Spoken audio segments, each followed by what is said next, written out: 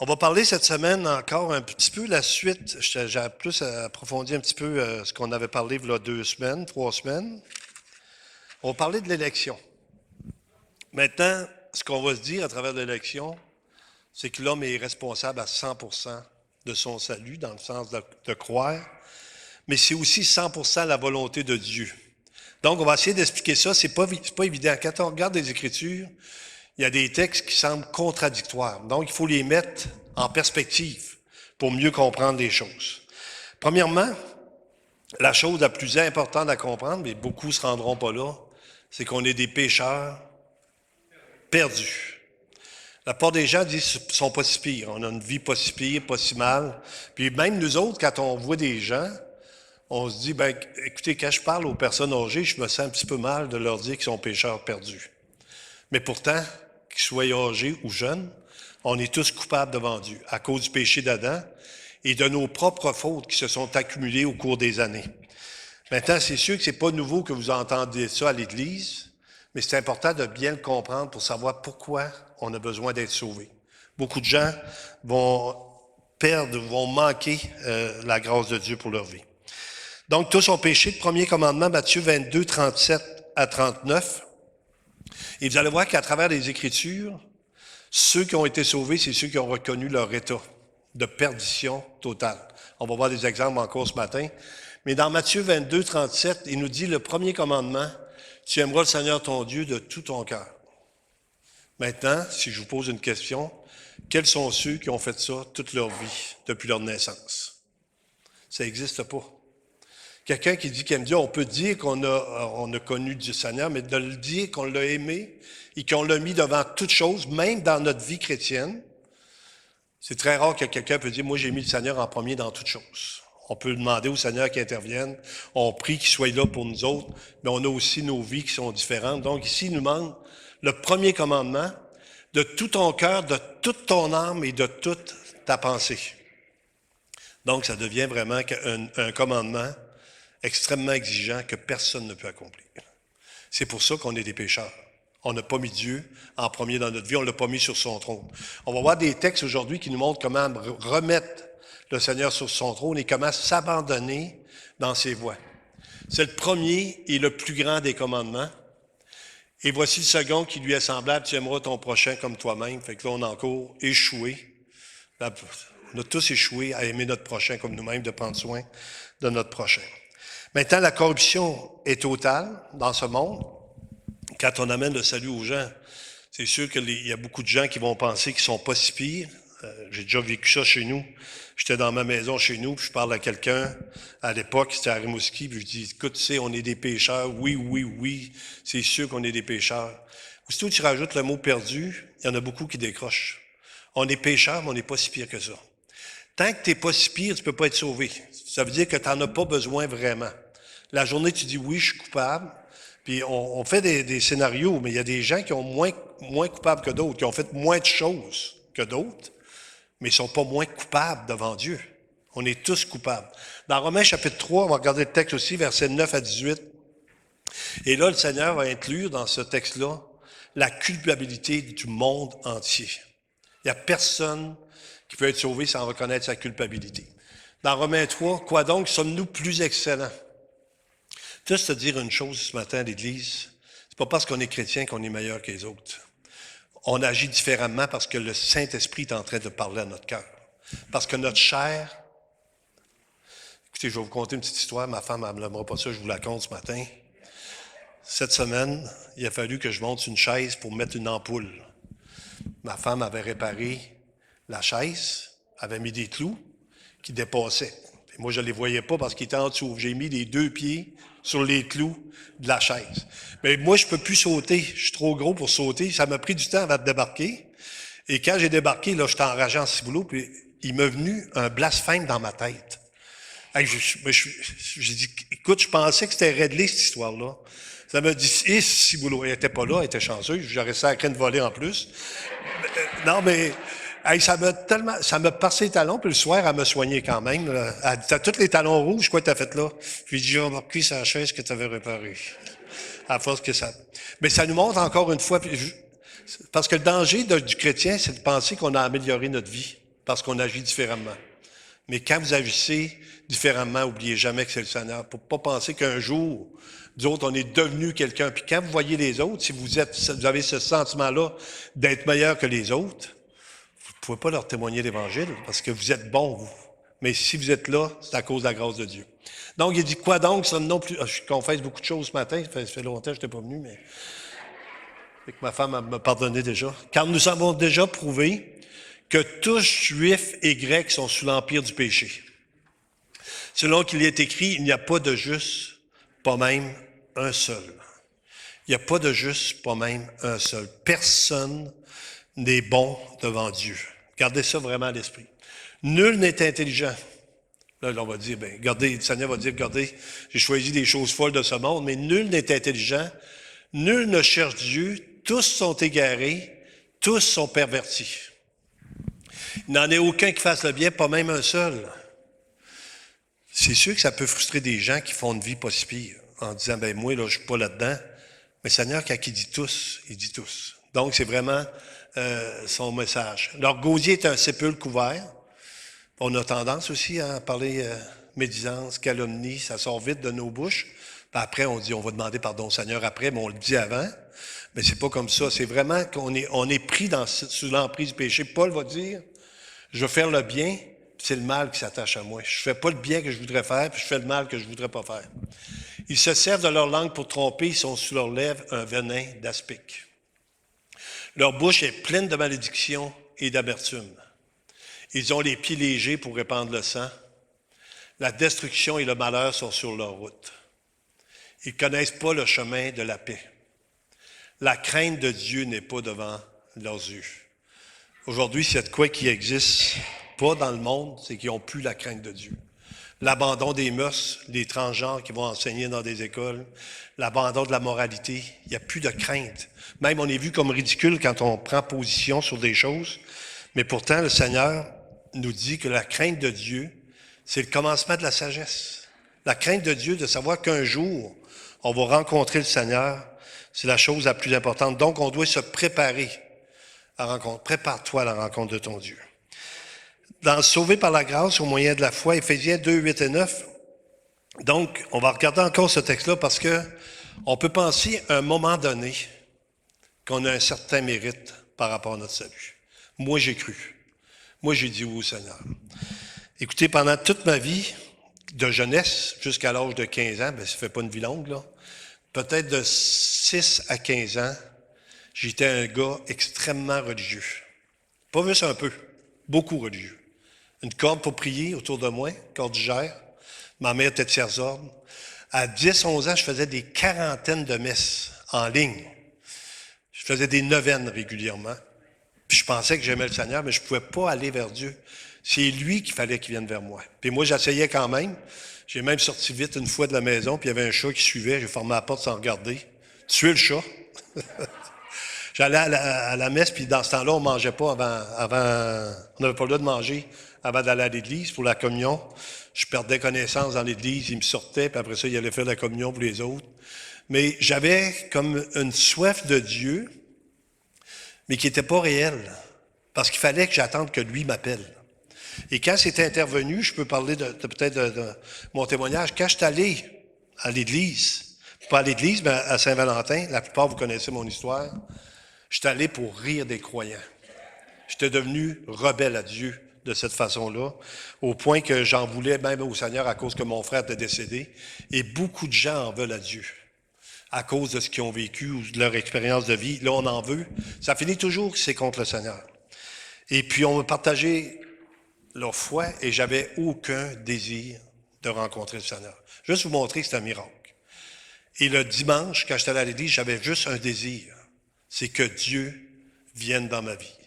Et c'est là que le pasteur a fait un appel. Je me souviens encore, il va être ici, pasteur Roulant, au 30e. J'ai dit, je me souviens même pas du message que j'avais fait. J'avais juste une chose que je voulais, que le Seigneur intervienne dans ma vie. Puis quand j'ai demandé, dis-moi non plus, je me souviens pas du message, fait que ça fait bien. Ça prend une intervention divine pour le salut des gens. Si Dieu ne vous convainc pas, vous ne pouvez pas être sauvé. Il n'y a pas personne qui peut recevoir le Seigneur par sa propre force. Sinon, on arriverait avec une œuvre. Regardez comment ça le dit dans Éphésiens 2. Car c'est par la grâce que vous êtes sauvés par le moyen de la foi, et cela ne vient pas de vous. Personne ne peut être sauvé à moins que le Seigneur intervienne dans sa vie. Parce qu'il dit, regardez, cela ne vient pas de vous, c'est le don de Dieu. Ce n'est point par les œuvres afin que personne ne se glorifie. Donc, personne ne va pouvoir arriver de l'autre côté en disant, moi, j'ai aimé le Seigneur. Moi, j'ai pris une décision pour le Seigneur. Vous allez dire, moi, merci Seigneur parce que tu es intervenu. Puis on va voir d'autres textes là-dessus. Donc, dans Éphésiens 2, moyen de la foi, l'incapacité totale de l'homme d'être sauvé. C'est impossible pour l'être humain d'être sauvé. J'ai regardé des émissions cette semaine, en arrivant un petit peu des émissions sur les animaux, sur les plantes. Moi, je suis capote là-dessus. Quand je regarde ça, je dis comment les gens font pour ne pas croire en Dieu avec une pareille majesté divine. Des plantes carnivores qui mangent d'autres plantes, puis ça fait que ça donne une sécrétion que les bébites ne peuvent pas les manger. C'est inimaginable. La complexité, la grandeur de Dieu, donc il dit qu'il est visible dans sa création. Et si vous parlez de ça aux gens, présentement, ce que vous voyez sur Internet, la vie, je veux remercier la vie. Peux-tu aller une coche plus haut? Je veux remercier ma mère, la terre, mon père, le soleil, mon frère, je sais pas moi, l'étoile. On est tous en train de regarder la création, mais on ne monte pas assez haut. Il y a le Créateur est au-dessus de ça. C'est lui qui a créé toutes choses pour qu'on en profite. Puis il veut aussi nous manifester son amour. Quand il est venu, j'ai regardé les chants qui ont été choisis. Merci beaucoup aussi pour les chants, mais sur la croix du Calvaire, Jésus a pris les péchés des hommes, des femmes, de ceux qui avaient besoin d'être sauvés.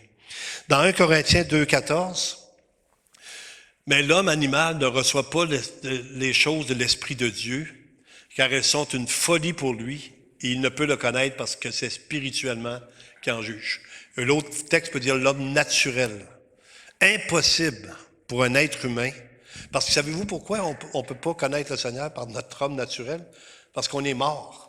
Un mort, ça fait aucune... je ne sais pas si vous avez déjà vu des morts, certainement. Un mort, ça bouge pas. Ça n'a aucune capacité, il est mort. Ici, il nous dit que l'homme naturel, l'homme animal, ne peut pas recevoir les choses de Dieu. Et on était tous dans cet état-là, chacun d'entre nous, avant que Dieu n'intervienne par son amour et vienne vers nous. La foi, c'est aussi un don de Dieu. Il faut vraiment essayer de comprendre ça aussi, parce que si moi j'avais la foi, si vous avez la foi vient de ce qu'on entend vient de la parole de Christ. Mais dans Hébreux 12, il va nous dire qu'il a suscité la foi et que c'est lui qui nous donne, il a donné une mesure de foi. Donc, la journée que vous mettez votre confiance dans le Seigneur, c'est à cause de la foi que Dieu a mis dans votre vie avant. C'est impossible pour l'homme. Donc, nous donc aussi, puisque nous sommes environnés d'une si grande nuée de témoins, rejetons tout fardeau et le péché qui nous enveloppe si facilement, et courons avec persévérance dans la carrière qui nous est ouverte. Ayant les regards sur Jésus, le chef et le consommateur de la foi, qui, en vue de la joie qui lui était réservée, a souffert la croix, méprisé l'ignominie, s'est assis à la droite du trône de Dieu. Le chef et le consommateur de la foi. Donc, Dieu met la foi dans notre cœur. Donc, quand j'étais jeune et que j'étais religieux, j'avais une connaissance intellectuelle. Même, il avait en parlé dans Corinthiens, il dit « Toutes choses anciennes sont passées, toutes choses... » Même si on avait connu Christ selon la chair, maintenant, nous ne le connaissons plus de cette manière. Il y a le miracle qui est intervenu. Dieu est intervenu pour nos vies. Est-ce que tous seront sauvés? Je vais vous amener dans un dilemme. Dans la Bible, ça dit, dans 1 Timothée 2,4, Dieu veut que tous soient sauvés. C'est une bonne question. Si Dieu veut que tous soient sauvés, est-ce que tous vont être sauvés? Là, on tombe dans un dilemme assez majeur pour notre foi. Il faut vraiment comprendre qu'est-ce que le Seigneur veut dire par là. Et puis, dans le texte, c'est 1 Timothée 2,4, et beaucoup de gens vont prendre ce texte-là en disant, moi, je pense que Dieu va te sauver tout le monde. Puis, je vais vous montrer un autre texte après qui dit le contraire. Donc, il faut essayer de comprendre qu'est-ce que ça veut dire, la volonté de Dieu dans cette situation-là. 1 Timothée 2,4, qui veut que tous les hommes soient sauvés et parviennent à la connaissance de la vérité. Donc, beaucoup prennent ce texte-là, Dieu veut que tous soient sauvés, donc, toi et ta famille, vous serez sauvés. Hein? On dit ça même dans les choses. Et pourtant, dans vos familles, est-ce qu'ils sont tous sauvés? Pas dans la mienne. Ouais, mais là, je comprends pas. Dieu est capable de le faire. Dieu peut faire tout ce qu'il veut. On va finir avec ça ce matin quand on va arriver à la fin. Dieu peut faire tout ce qu'il veut. Savez-vous pourquoi Dieu peut faire tout ce qu'il veut? Parce qu'il est Dieu.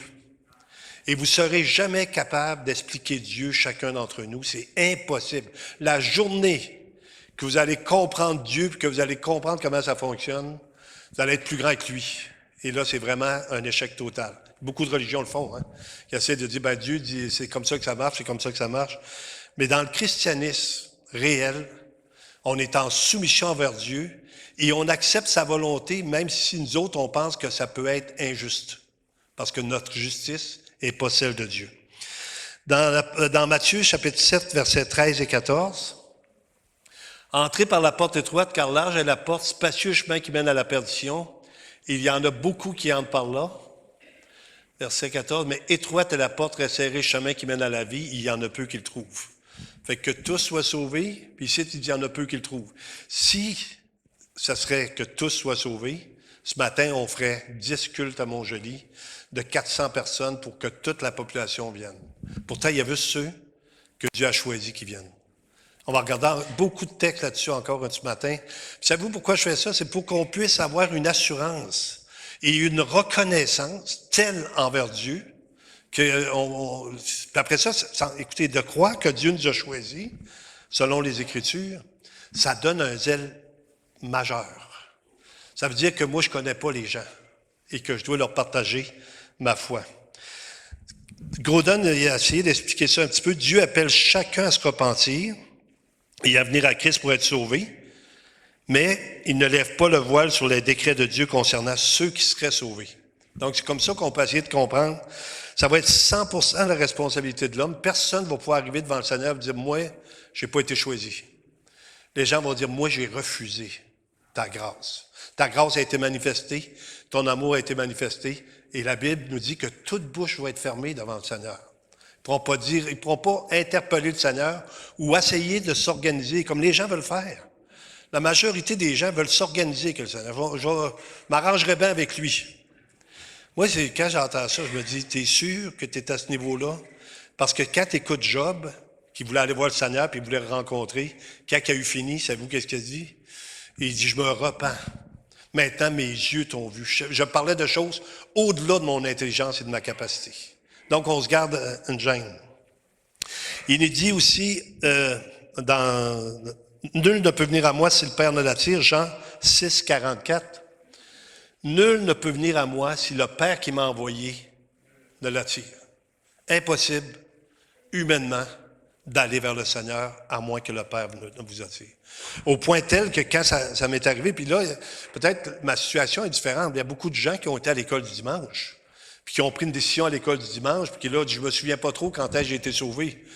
Mais tu l'as été parce que tu as cru, tu as mis ta foi dans le Seigneur, mais parce que Dieu est intervenu, ça a pris peut-être un message, c'est pour ça que l'école du dimanche est majeure, un message à l'école du dimanche, le professeur parlait de l'amour de Dieu, tu as dit oui, c'est ça, j'ai besoin, le Saint-Esprit te convainc, t'attires à lui, tu te tournes vers lui et tu deviens un enfant de Dieu.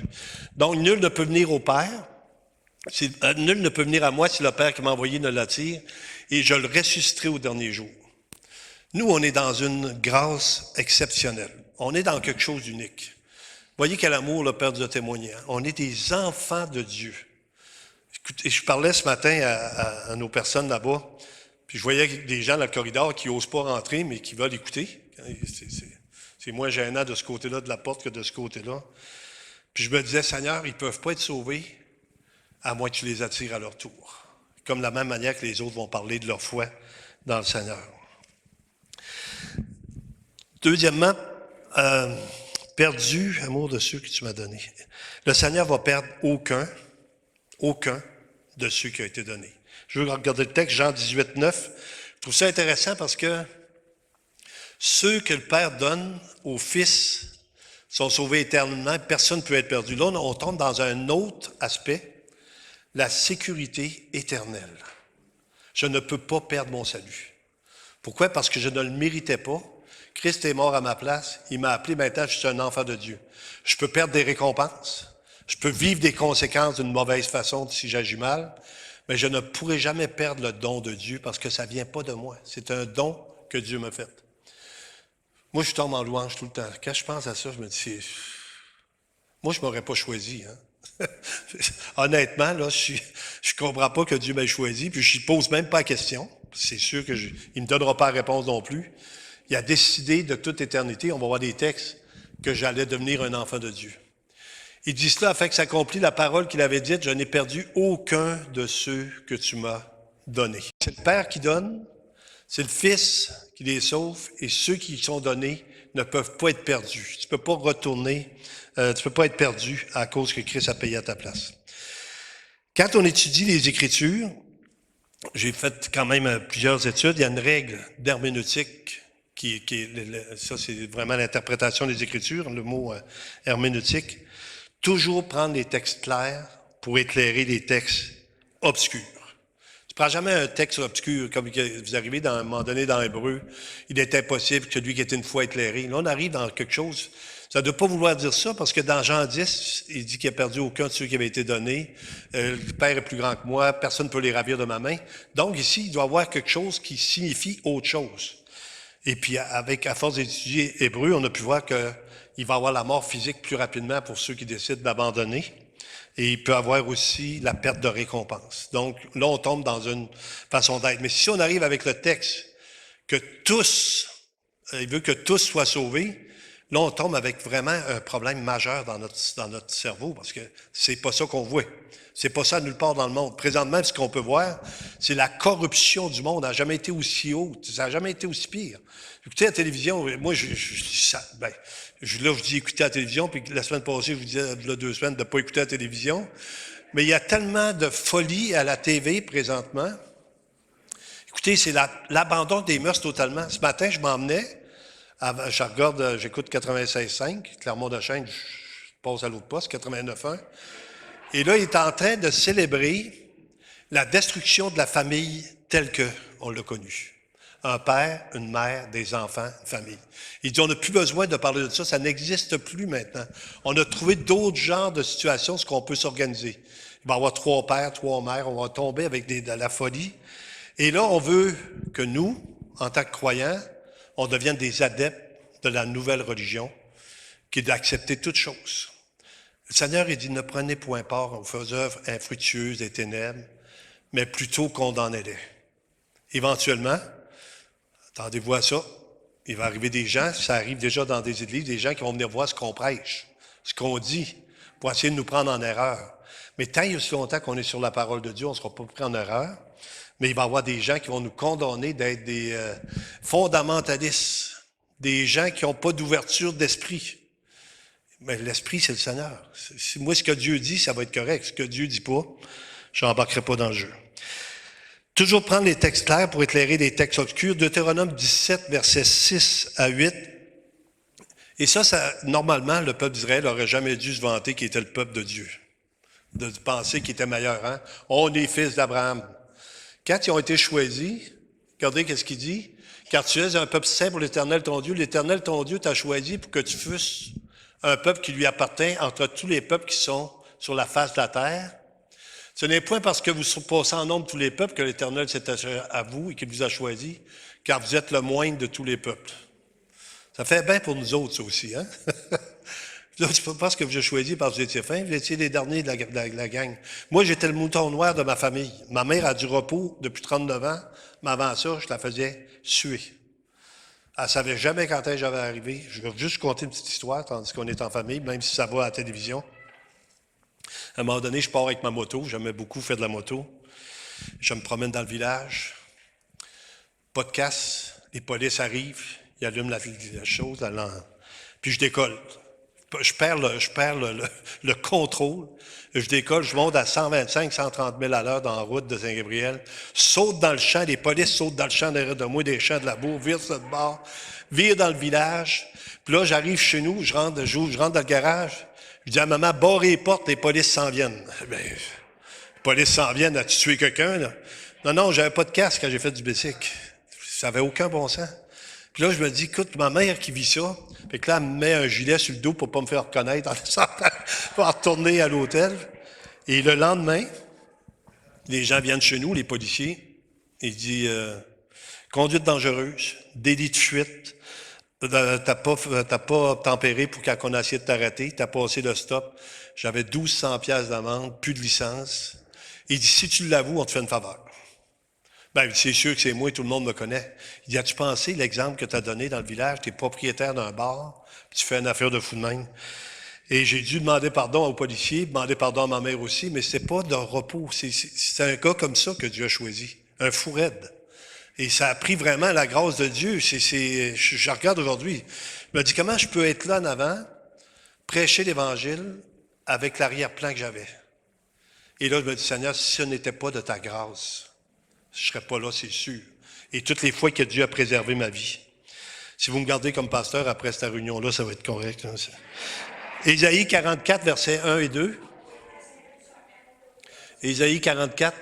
Écoute maintenant, ô Jacob, mon serviteur, ô Israël, que j'ai choisi. Ainsi parle l'Éternel qui t'a fait et qui t'a formé de ta naissance. Celui qui est ton soutien ne craint rien, mon serviteur Jacob, mon Israël, que j'ai choisi. Encore une fois, grâce sans aucun mérite. Deuxièmement, nous autres, on a été élus, choisis avant la fondation du monde. Éphésiens 1, 4. Éphésiens chapitre 1, verset 4. En lui, Dieu nous a élus avant la fondation du monde. Donc, vous ne pourrez jamais, encore une fois, trouver le moindre mérite à votre salut. Vous ne pourrez jamais trouver une place où vous dites, j'étais tellement fin, j'ai déjà donné à l'Église 5 piastres, que j'avais 18 ans. Je me sentais généreux. Mais ma motivation n'était pas bonne. Parce que j'avais été voir le film Exorciste. J'avais tellement peur, j'ai dit, Seigneur, je vais mettre 5 piastres dans la tasse pour plus que je pense à ça quand je conduis, parce qu'elle, la petite fille, était sur mon siège d'en arrière. Tout le temps, quand je conduisais, j'avais une panique dans ma tête. J'ai dit, je vais donner, mais je donnais pas avec une bonne motivation. Je donnais juste pour éviter la peur que j'avais. Maintenant, on peut arriver avec nos générosités, nos affaires, nos œuvres. J'ai aidé un petit enfant à l'école. C'est normal de faire le bien. Vous ne pouvez pas en tirer une gloire. Aider en Haïti, c'est normal. C'est la moindre des choses. Il y a pas, personne ne peut dire, hey, moi, j'ai aidé là-bas. Non, c'est normal de prendre soin des pauvres. C'est normal. Le Seigneur nous l'enseigne. C'est quand tu fais le mal, ben là, attends-toi aussi aux conséquences. Dans Jean, chapitre 15, verset 16, ce n'est pas vous qui m'avez choisi. Encore une fois, on arrive, ouais, mais mais j'ai quand même dit oui. Si tu as dit oui, c'est que le Seigneur t'a fait dire oui. Au point tel que tu ne pouvais plus résister. J'avais tellement hâte d'aller à l'église le dimanche, je n'étais plus capable de me contenir à force que je savais que j'étais perdu. Pourtant, 3 jours après, je ne l'étais pas. J'étais correct. Entre les deux, il n'y a pas eu de témoignage. Je n'ai pas été à nulle part. Il a fallu que ça prenne l'intervention divine de Dieu qui fait que dit, écoute, moi là, je l'accepte, le Seigneur, je me tourne vers lui. Et là, sa grâce est manifeste. Et quand tu finis, après, tu dis, écoute, si le Seigneur ne m'aurait pas appelé, c'est pas de moi-même que je m'aurais tourné vers lui. Jean 15, 16. Donc, c'est pas vous qui m'avez choisi, mais moi, je vous ai choisi, je vous ai établi afin que vous alliez, que vous portiez du fruit et que votre fruit demeure, afin que ce que vous demanderez au Père en mon nom, il vous le donne. Donc, il nous a choisi, il nous a établi, chacun d'entre vous, vous êtes un choix de Dieu. Vous êtes l'appel de Dieu sur votre vie. Vous êtes celui que Dieu est intervenu pour. Paul, Actes chapitre 9, versets 15 et 16. Mais le Seigneur lui dit, va, car cet homme est un instrument que j'ai choisi. Maintenant, Paul, vous connaissez l'histoire, Paul était qui? Un persécuteur des chrétiens. Il faisait mettre le monde à mort. C'était un enragé. Il faisait battre les femmes, les hommes, il les faisait mettre en prison. Il arrachait les enfants. Il était un frustré, un enragé. Le monde en avait tellement peur que quand le Seigneur l'a appelé à lui, celui que Dieu a appelé pour aller prier pour lui, il ne voulait pas y aller. Il dit, oh, non, on sait qui c'est Paul, on ne veut pas le voir dans notre gang. Là. Les gens ne voulaient pas le recevoir. Mais Dieu l'avait choisi de toute éternité pour qu'il soit le témoin parmi les païens.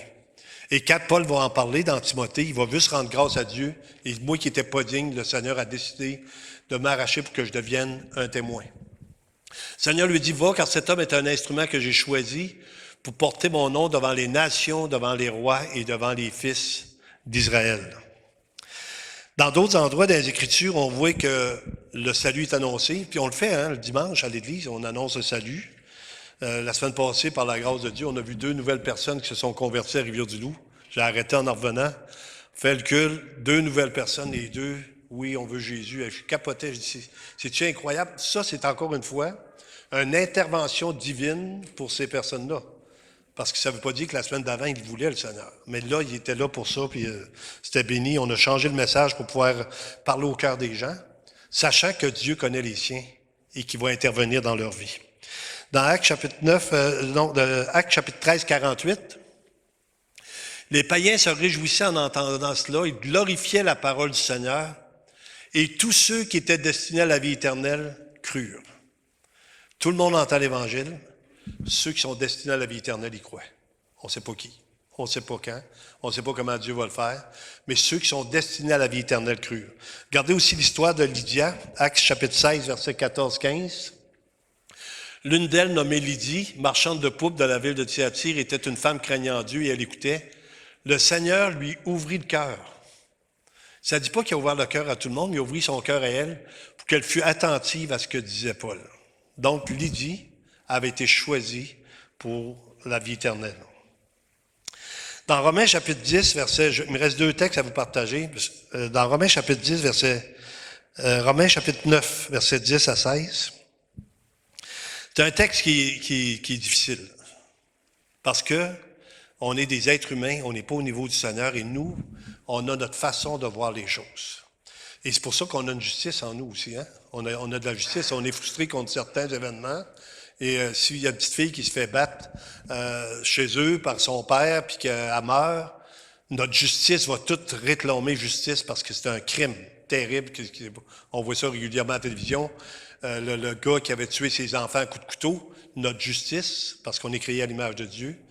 Mais notre justice dans les situations que le Seigneur intervient n'est pas celle de Dieu. On doit apprendre à faire confiance à Dieu. Et de plus, il en fut ainsi de Rebecca qui conçut du seul Isaac, notre père, quoique les enfants ne fussent pas encore nés et qu'ils n'eussent fait ni bien ni mal, afin que le dessein d'élection de Dieu subsistât. Nous, c'était la même chose. On a été élus avant la fondation du monde. On n'avait fait rien de mal, rien de bien. On n'existait pas, même pas dans les pensées de nos parents, parce que le monde n'était même pas créé. Il nous dit, ni mal, afin que le dessein d'élection de Dieu subsistât, sans dépendre des œuvres, mais par la seule volonté de celui qui appelle. Gardez ça à l'esprit constamment, c'est la volonté de Dieu qui doit s'accomplir et non la nôtre. Il fut dit à Rebecca, l'aîné sera assujetti au plus jeune, selon qu'il est écrit, « J'ai aimé Jacob et j'ai haï Ésaü.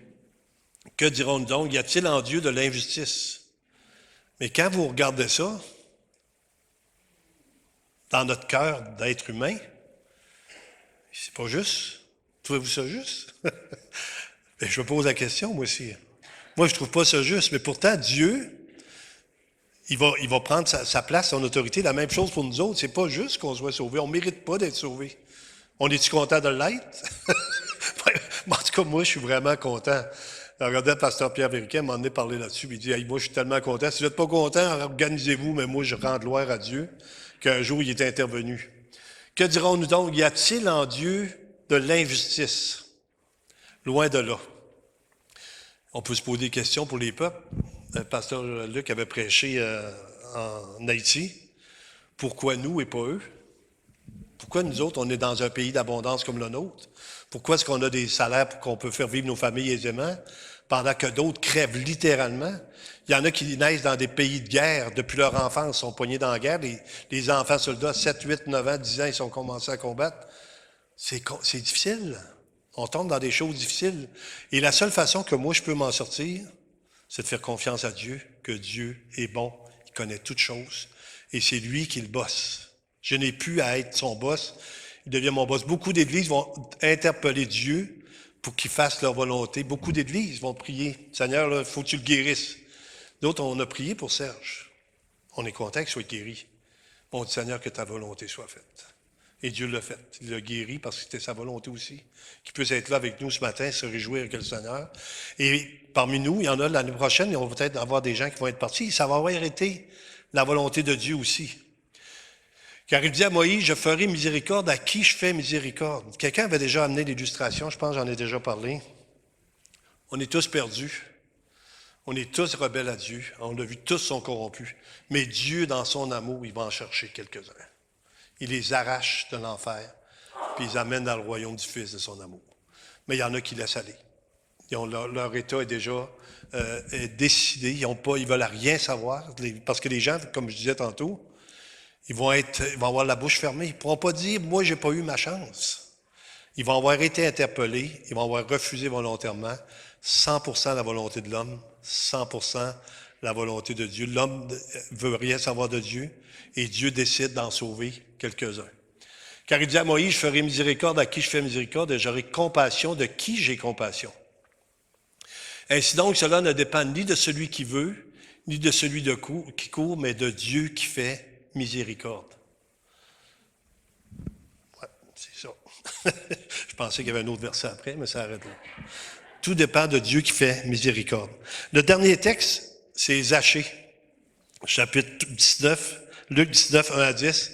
Et puis j'ai amené ça, puis vraiment, j'ai compris quelque chose dans Zachée que j'avais jamais compris. J'ai fait une émission de radio là-dessus cette semaine. Et puis je trouve l'histoire vraiment intéressante, de la manière que ça se passe, parce que là, on comprend mieux aussi comment ça marche. Jésus est entré dans Jéricho, traversait la ville, et voici un homme riche, appelé Zachée, chef des publicains, cherchait à voir qui était Jésus. Juste le chapitre d'avant, il a dit, les gens posent une question. Qui peut être sauvé? Parce qu'il dit, difficile pour un riche d'entrer dans le royaume de Dieu. Et là, le Seigneur, il dit, ce qui est impossible aux hommes est possible à Dieu. Donc, tout de suite après, c'est le texte de Zachée qui vient, où ce qu'un riche va se convertir.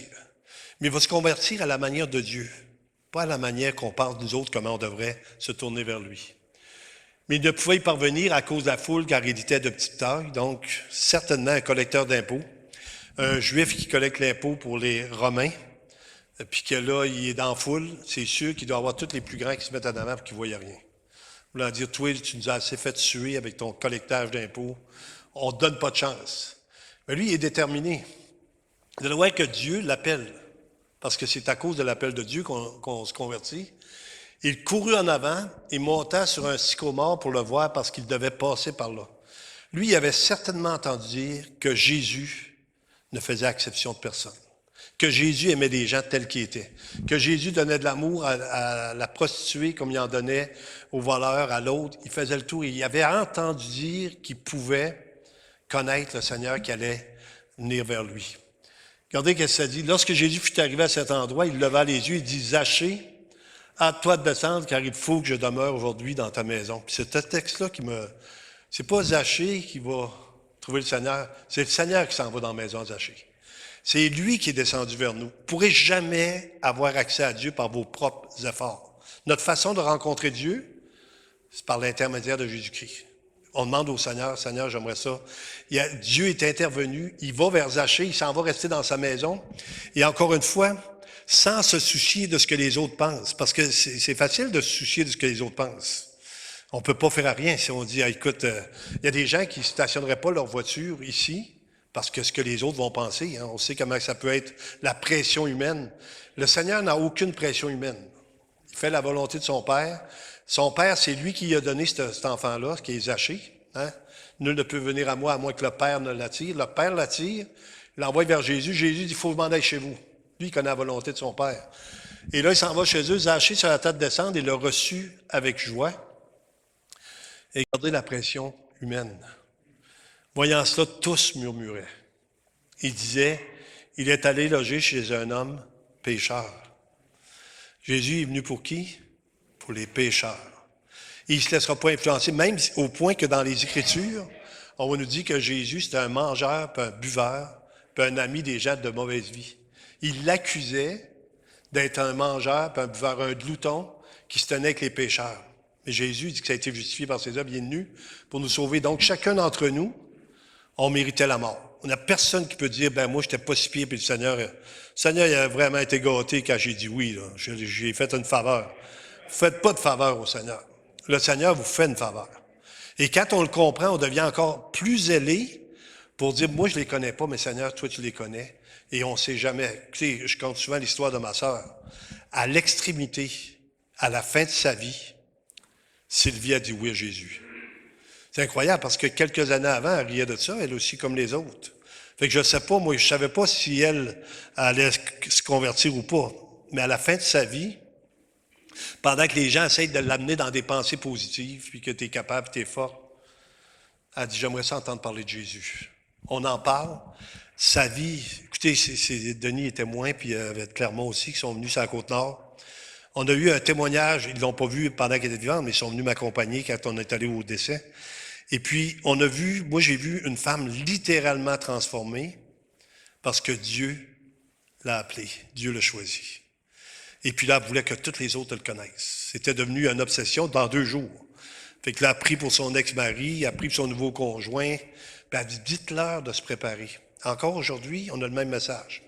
Prépare-toi à la rencontre de ton Dieu. Prépare-toi, prends sur toi d'essayer de le connaître parce que lui, il va intervenir.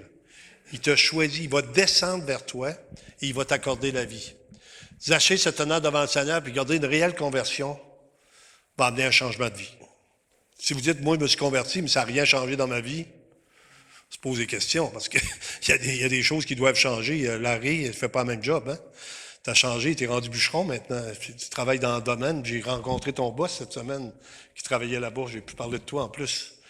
Mais Zachée se tenant, ça c'est une autre histoire, je te conterai ça personnellement, se tenant devant le Seigneur, lui dit, voici Seigneur, je donne aux pauvres la moitié de mes biens, et si je fais tort de quelque chose à quelqu'un, je lui rends le quadruple.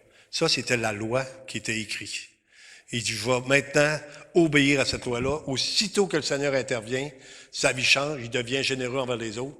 Jésus lui dit, le salut est entré aujourd'hui dans cette maison parce que celui-ci est aussi un fils d'Abraham.